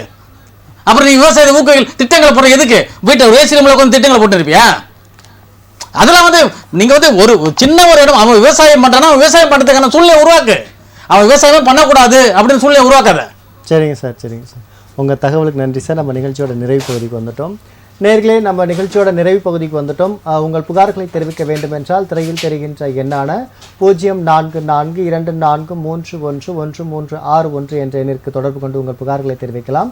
தொடர்பு கொள்ள இயலவில்லை என்றால் உங்கள் புகார்களை கடிதம் மூலமாகவும் அனுப்பலாம். அனுப்ப வேண்டிய முகவரி புகார் பெட்டி, ராஜ் தொலைக்காட்சி, 32 போயஸ் 2வது தெரு, தேனாம்பேட்டை, சென்னை 6,18 என்ற முகவரிக்கு உங்கள் கடிதங்களை அனுப்பலாம். கிட்டத்தட்ட 1 மணி நேரமாக நம்முடைய நேயர்களுடைய அழைப்பாளர் அவர்களுடைய புகாருக்கான தீர்வுக்கான வழிகளையும் பல்வேறு விழிப்புணர்வுகளையும் ஏற்படுத்திய நம்முடைய விருந்தினர்களுக்கு நன்றியை தெரிவித்துக் கொள்வோம். நன்றி. நேயர்களை மீண்டும் சந்திப்போம் மற்றொரு புகார் பெட்டி நிகழ்ச்சியில். நன்றி, வணக்கம்.